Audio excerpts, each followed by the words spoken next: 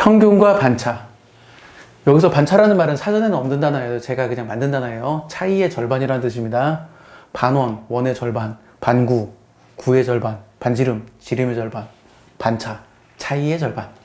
그래서 저는 차이의 절반이라고 얘기를 했고, 평균은 뭐 누구나 다 알고 있죠. 2분의 A, 두 수로 더해서 2로 나누면 평균이 돼요. 그리고 이 평균은 제가 학생들한테 엄청 강조하는데, 평균은 중점이랑 똑같다. 평균은 대칭축이랑 똑같다. 이거 제가 엄청 강조합니다. 평균은 중점이랑 똑같다. 평균은 대칭축이랑 똑같다. 제가 엄청 강조해요. 자, 일상생활에서 이런 문제가 있죠. 야구 배트하고 야구공 가격에 관련된 문제입니다. 배트가 야구공보다 더 비싸요. 야구 배트와 야구공의 가격의 합은 10달러고 야구 배트와 야구공의 차이는 가격의 차이는 1달러다. 그러면 각각 얼마? 이렇게 물어보면 제가 학생들한테도 이런 질문 자주 하거든요. 그럼 보통 6달러하고 4달러 이렇게 대답을 해요. 근데 당연히 6달러하고 4달러면 차이가 1달러가 아니에요. 그리고 틀렸어. 다시 생각해봐. 그럼 막 고민을 해. 뭐 결과는 그거예요. 결과는 5.5달러와 4.5달러가 됩니다. 자, 봅시다. 야구공과 수직선이 있어요. 수직선이 있고 야구 배트의 가격이 있어요. 얼마인지 몰라요. 그리고 야구공의 가격이 있어요.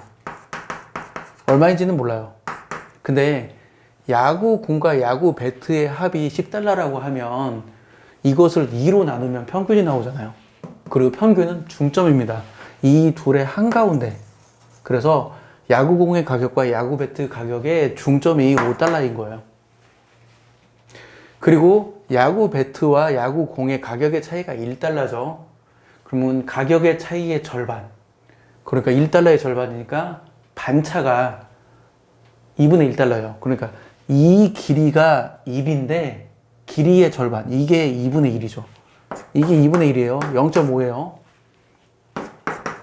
그러면 야구 배트의 가격은 5 더하기 2분의 1달러고 야구 공의 가격은 5 빼기 2분의 1달러입니다. 그러니까 두 수의 평균과 반차를 알면 두 수를 바로 구할 수 있어요. 평균에다 반차를 더하면 큰 놈이 나오고 평균에다 반차를 빼면 작은 놈이 나옵니다. 이거를 이제 좀 더 약간 다른 관점으로 얘기를 하면 이렇게 되죠.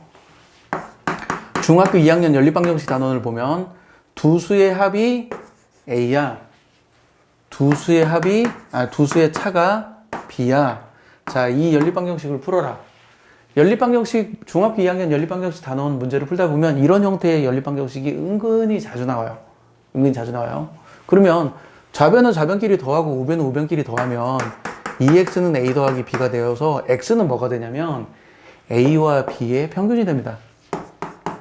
x는 a와 b의 평균이 돼요.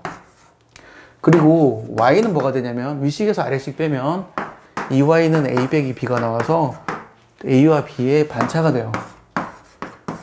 a와 b의 반차가 됩니다.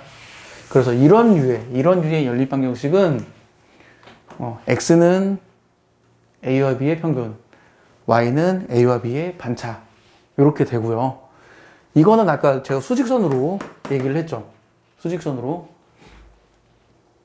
뭐냐면 x라는 수가 있고 x라는 수가 더 커요. x라는 수가 있고 y라는 수가 있어요.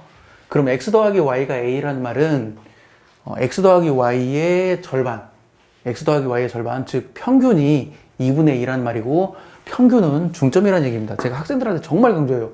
평균은 중점이라고 엄청 강조합니다. 평균은 중점이다. 그리고 A와 B의 X와 Y의 차가 B인데 차의 절반이 반차잖아요. 차의 절반이. 그러면 여기서까지 B만큼 차이 나는데 차의 절반이 반차니까 이게 2분의 B가 돼요. 그래서 X는 평균에다가 반차를 더하면 X가 나오고 작은 수는 평균에다가 반차를 빼면 작은 수가 나옵니다. 물론 당연히 이 식은 이 식이랑 같은 식이에요. 이 식은 이 식이랑 같은 식입니다. 그래서 두 수의 합과 두 수의 차가 주어졌을 때는 평균에 반차를 더하면 큰 수가 나오고 평균에 반차를 빼면 작은 수가 나오고 이런 상황은 은근히 많이 나와요. 은근히 많이 나오니까 이건 특별한 케이스로 따로 익혀두기를 권하고 뭐 이거에 관련된 문제는 여러 가지가 있는데 그냥 대표적으로 중학교 2학년 때 배우는 그 강물에 배 띄우는 문제를 한번 보죠. 강물이 있어요. 이게 상류에서 하류로 흘러가요. 여기가 상류고 여기가 하류입니다. 그러면 뭐 이렇게 유원지에서 이 거리가 12km인데 하류 방향으로 갈 때는 당연히 배하고 강물은 속력이 일정해요.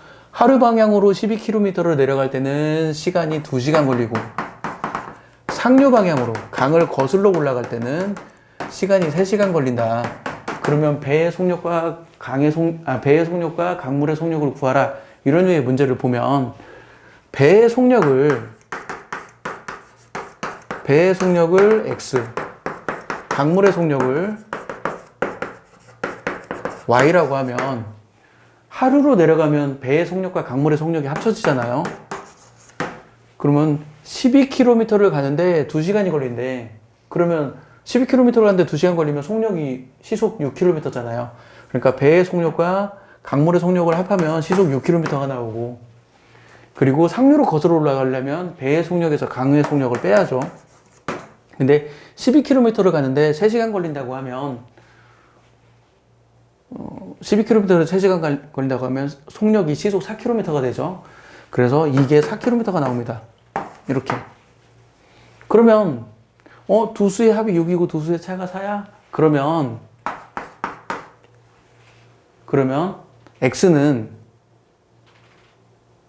x는 두 수의 평균이구나. 그래서 5가 나오고, y는 두 수의 반차구나. 그래서 1이 나와요. 그러니 이렇게 바로 구해집니다. x는 두 수의 평균이 되고 y는 두 수의 반차가 됩니다. 이렇게요. 자, 이거하고 관련된 게 또 뭐가 있냐면, 뭐 나중에 자세히 얘기하겠지만 함수식 중에 이런 식이 있죠. 함수식 중에 이런 식이 있어요. 그러면 모든 a는 상수이고 모든 x에 대해서 이걸 만족할 때 이 함수는 어떤 함수냐라고 물어보면 학생들이 엄청 헷갈려요. 자, 이 둘을 평균을 내봅시다. 이 둘을 평균을 내면 x가 소거되고, x가 소거되는 게 중요한 포인트예요. x가 소거가 안 되면 안 돼요. x가 반드시 소거돼야 합니다. 이 둘의 평균을 내면 x는 소거되고 평균이 a가 되죠. 그러니까 이게 어떤 형태의 그래프가 되냐면 a를 기준으로 좌우 대칭인 형태의 그래프가 돼요. a를 기준으로 내가 x만큼 갔어. a를 기준으로 x만큼 갔을 때 함수값과, 그리고 a를 기준으로 x만큼 줄어들었을 때 함수값이 같네. 그 말이니까 이게 지금 좌우 대칭이라는 뜻이에요. 그래서 이것의 평균, 제가 평균을 대칭축이라고 말하는 이유가 그거예요. 평균은 대칭축입니다. 평균은 중점이 되고 대칭축이 돼요. 자, 2차 함수에 관련된 문제 중에 이런 문제가 있어요. 2차 함수에 관련된 문제 중에 2차 방정식도 생각해도 좋고 2차 함수도 생각해도 좋은데, 이런 거 있죠. 이렇게 생긴 2차 방정식이 있는데, 이렇게 생긴 2차 방정식이 있는데, 두 근의 합이 5고 두 근의 차가 1이다. 이걸 만족하는 A, B를 구하라 라는 2차 방정식이 있다 치면 이게 바로 나와요. 바로. 두 근의 합이 5라고? 그러면 2분의 5가 합의 절반, 평균이 대칭축이지. 평균이 대칭축. 평균이 2차 방정식 문제인데 지금 2차 함수를 그리고 있어요. 평균이 대칭축이지. 평균이 대칭축이고, 그리고 두 근의 차가 1이라고 했으니까 반차가 2분의 1이구나. 그러면 큰 근은 2분의 5 더하기 2분의 1이니까 큰 근은 3이 되고, 작은 근은 2분의 5 빼기 2분의 1이니까 작은 근은 2가 되는구나. 그래서 최고 차이 계수가 1이기 때문에 x-2, x-3문 0. 이렇게 생긴 2차 방정식이 된다는 것을 알 수 있어요. 그러면 A값하고 B값을 구할 수 있죠. 이건 방정식으로 얘기했지만 함수도 똑같이 설명할 수 있어요. 이렇게 생긴 함수가 있는데 x축과 만나는 두 점 사이의 거리가 2이고 x절편의 합이 10일 때 이 식을 구하라. 뭐 이런 류의 문제요. 이것도 그냥 그래프를 그리는 거죠. x절편의 합이 10이다. x절편의 합이 10이란 말은 이 둘의 평균인 합이 10이니까 평균은 5가 되죠. 평균이 축이란 얘기예요. 평균이 축. 두 점 사이의 거리가 2라고? 그러면 여기서부터 여기까지 이 선분의 길이가 2라는 얘기니까 반차 평균의 절반인 여기 1만큼 떨어졌다는 얘기입니다. 그러면 큰 근은 5 더하기 1인 6이 되고 작은 근은 5 빼기 1인 4가 돼요.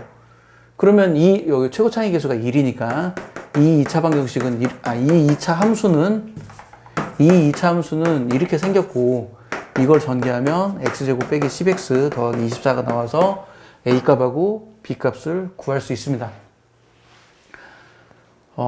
문제를 풀다 보면 마무리할게요. 문제를 풀다 보면 평균과 반차를 알면 평균 반차 이런 개념을 알면 문제를 빨리 풀 수 있는 상황들이 은근히 많이 발생해요. 그래서 평균과 반차가 주어졌을 때 내가 답을 빨리빨리 얻는 거 이거는 특별한 상황이고 은근히 자주 발생하는 상황이니까 이때 암산하는 방법을 연습해 두기를 권하고 제가 정말 학생들한테 강조합니다.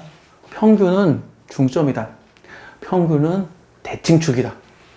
평균이 중점이다. 평균이 대칭축이다. 이 사실을 알면 그냥 평균과 반차를 이용해서 문제를 쉽게 풀 수 있는 상황들이 생기는데 학생들이 평균이 중점이고 평균이 대칭축이라는 걸 몰라가지고 학생들이 이걸 문제를 잘 못 푸는 상황들이 생겨요. 그래서 평균과 반차라는 개념, 사전에는 없는 단어고 제가 만든 단어이지만 평균과 반차라는 개념을 이용해가지고 문제를 푸는 상황이 은근히 자주 발생하기 때문에 이 개념을 알고 활용하시기를 권합니다. 지금까지 발길이었어요. 마칠게요.